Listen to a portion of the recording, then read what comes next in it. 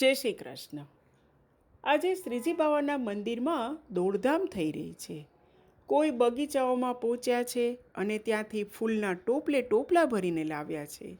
કોઈ ફૂલમંડળી ભરે છે અને એટલી મોટી છે, માળ ઉપર માળ ચડી જાય એવી મોટી ફૂલમંડળી વૈષ્ણવો ભરવા બેસી ગયા છે. તો કોઈ વૈષ્ણવ પૂછે છે કે આજે કંઈ છે, કંઈ ઉત્સવ છે?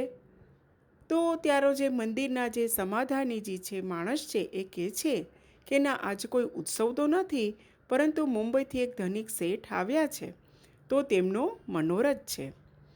અને એ કહે છે કે આજે અમે બોમ્બેથી આવ્યા છીએ, અમારે કોઈક મનોરથ કરાવવો છે.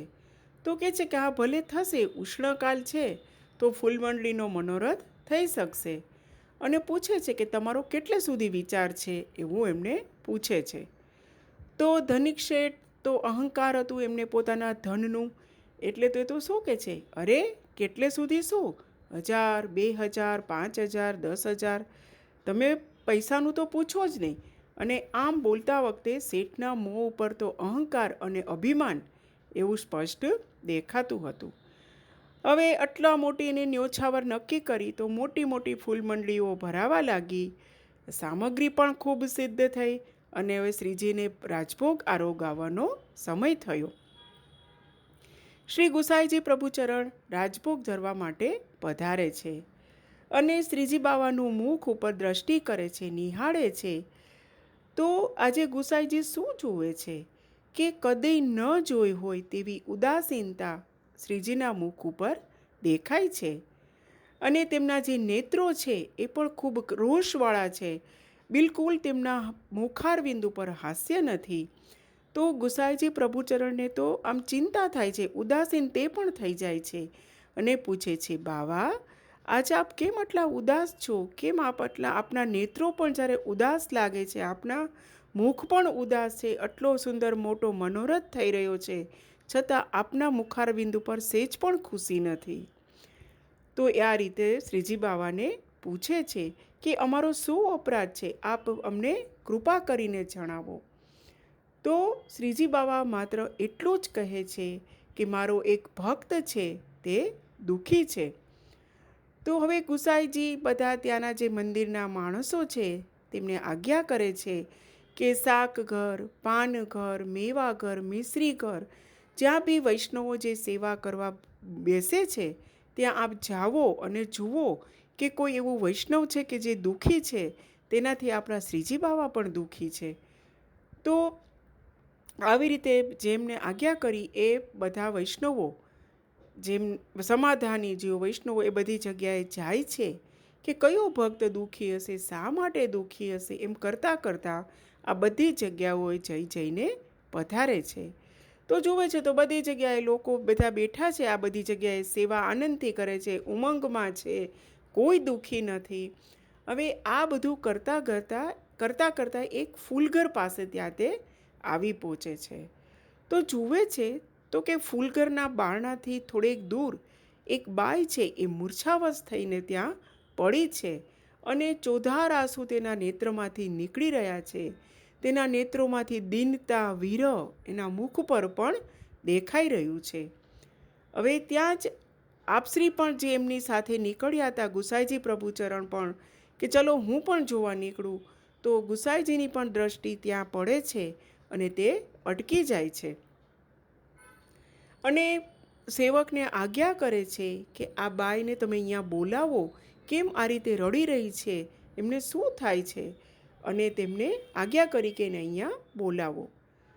તો આ રીતે સમાધાનીજી હતા ત્યાં તપાસ કરવા ગયા અને તેમને વાત કીધી કે એ કોઈ ગરીબ બાઈ છે, ખૂબ દીન છે, ભાવિક છે અને આજે સવારે જ એને મને કહ્યું હતું કે મારે કોઈક શ્રીજી બાવાનો કોઈક મનોરથ છે, એ કોઈક મારે અંગીકાર કરાવવો છે. તો એમને મેં કીધેલું હતું કે હા બાઈ, તારી જે ભાવના છે, ચોક્કસ તારો શ્રીજી બાવા તારો મનોરથ અંગીકાર કરશે.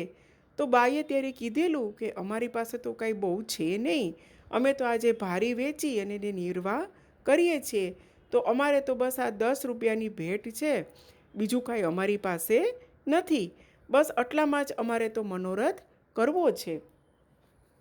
તો ત્યારે સમાધાનીજીએ કીધું હતું કે હા, તારો મનોરથ થશે, ફૂલ મંડળીનો થશે, તો કે હા થશે.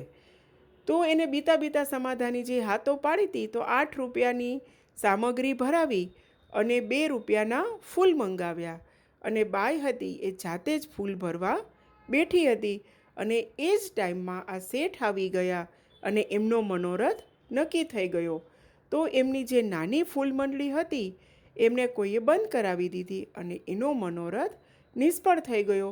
અને આમ થવાથી તે બાઈ ખૂબ જ દુઃખી હતી કે મારો જે ઈચ્છા હતી મારી કે મનોરથ હું અંગીકાર કરાવું શ્રીજી બાવાને, તેમને ખૂબ તેનો વિરહ થતો હતો. તો આ બધી હકીકત તેમને શ્રી ગુસાઈજી પ્રભુચરણને જણાવી.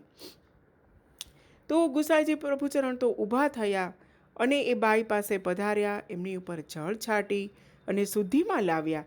અને આપનો કંઠ પણ ગદગદ થઈ ગયો અને કીધું, બાઈ ઉઠ, શ્રીજી તારો મનોરથ જરૂર અંગીકાર કરશે, તું ધીરજ રાખ. તો તે તો એટલી બધી વિરહ ક્લેશમાં હતી, જાણે નિંદ્રામાંથી જાગી ગઈ હોય એમ. સૌ પ્રથમ તો આપને દંડવત કર્યા અને એટલી ગદગદિત થઈ ગઈ કે પ્રભુચરણ, આપે મારા માટે આટલો બધો પરિશ્રમ કર્યો. અને એમનું હૈયું ભરાઈ આવ્યું. હવે ગુસાઈજી એની જે નાની ફૂલમંડી જે લોકોએ મૂકી રાખી હતી એક બાજુ, તે એમને કાઢાવી અને જે એના વેરાયેલા ફૂલ હતા એને પોતાના જ શ્રી હસ્તે વીણ્યા અને બધા વૈષ્ણવો એના 2 ફૂલ માંગી અને ભરવા લાગી ગયા. અને હવે આપ શ્રીજી પાસે પધાર્યા અને રાજભોગ આરોગવા માટે આપે ખૂબ વિનંતી કરી કે હે પ્રભુ, હવે આપ આરોગો. તો જ્યાં સુધી હવે શ્રીજીએ શું કીધું કે જ્યાં સુધી એ અભિમાન શેઠ આ ગામમાં છે ત્યાં સુધી હું રાજભોગ નહીં આરોગું, એને દર્શન પણ નહીં આપું. શ્રીજીએ તો આવી હઠ લીધી. હવે એ શેઠને શ્રી નાથદ્વારાની બહાર જવું પડ્યું અને ત્યારે જ શ્રીજી પ્રસન્ન થઈ અને રાજભોગ આરોગ્યા. હવે આજે આ સ્ત્રીને મન તો જાણે સોનાનો સૂરજ ઉગ્યો છે, એના હૈયામાં આનંદ નથી સમાતો.